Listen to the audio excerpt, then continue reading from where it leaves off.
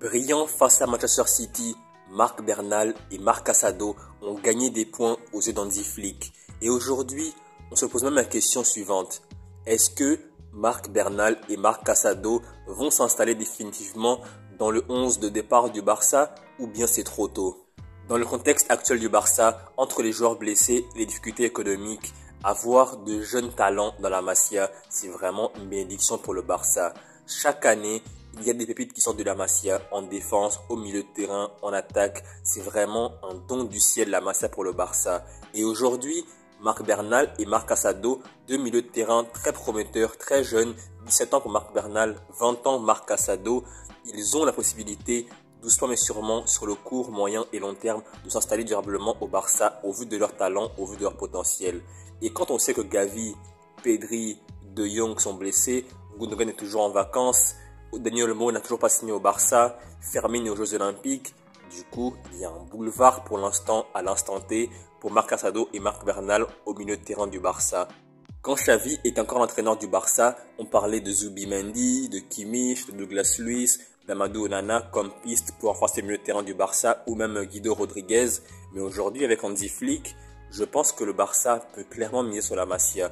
Et je pense que Hansi Flick avait pour mission principale de recruter un ailier gauche et un milieu défensif en priorité. Mais aujourd'hui, avec ces matchs de préparation qu'il a eu avec le Barça et les entraînements qu'il a pu voir, les jeunes joueurs de la Masia de milieu de terrain l'ont bluffé à mon avis. Et du coup, Marc Casado et Marc Bernal ont vraiment beaucoup de chances d'être titulaires en début de saison au Barça au vu des blessures. Et du coup, pas besoin d'aller sur le mercato chercher de nouveaux joueurs. Personnellement, si je crois autant en Marc Bernal et Marc Casado, c'est parce que quand je regarde en prenant du recul ce qui s'est passé la saison dernière, il y avait Fermin, il y avait Pau Cubarsí ou même Lamine Yamal, trois joueurs qui n'étaient pas forcément destinés et programmés à être une équipe première du Barça aussi rapidement. Mais au vu des réalités économiques du Barça et des problèmes au milieu de terrain et en attaque, ces joueurs-là que j'ai cités, Fermin, Pau Cubarsí et Lamine Yamal, se sont complètement installés définitivement en équipe première. Les résultats, Lamine Yamal et Pau Cubarsí sont aujourd'hui quasiment indiscutables en équipe première du Barça et Fermin est devenu un joueur important dans la rotation du Barça.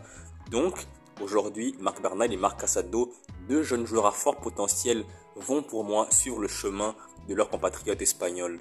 Ils vont sur le court, moyen et long terme s'installer au Barça au milieu de terrain dans le double pivot du 4-2-3-1 d'Hansi Flick. Et ils seront pour moi les deux révélations de la saison du Barça, très clairement.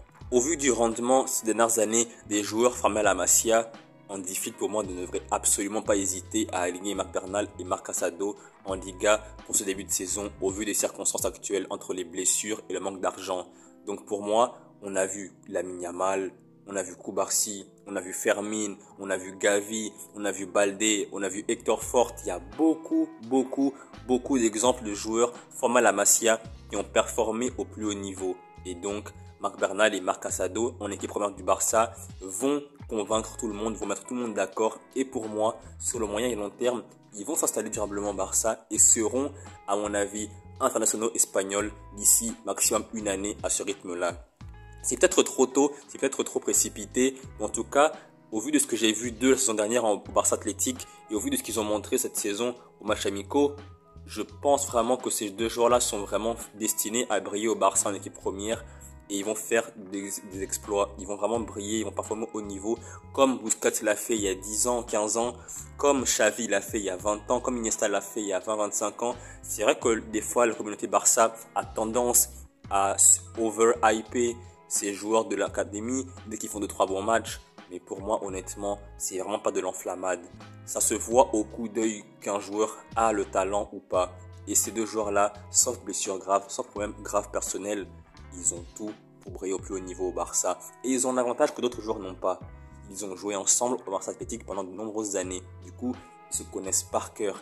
Casado et Bernal devant la défense dans le 4-2-3 en Hansi Flick, pour moi, ça va être incroyable. Seul Gavi, à mon avis, a une place titulaire indiscutable au milieu de terrain du Barça devant la défense.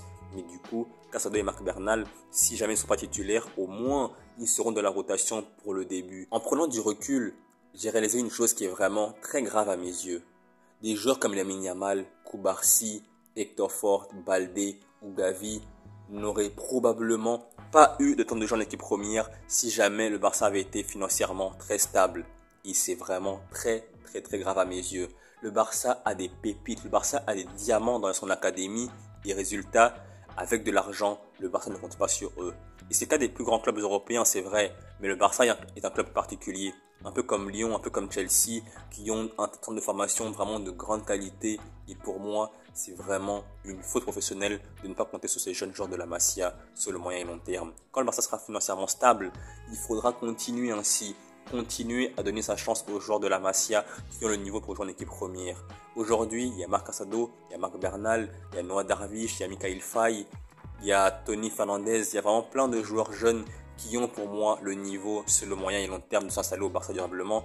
Et du coup, si le Barça, quand ils seront stables financièrement, ont besoin de joueurs importants, il faudra vraiment vérifier et checker si à la Masia, il n'y a pas déjà un joueur similaire qui peut performer au plus haut niveau.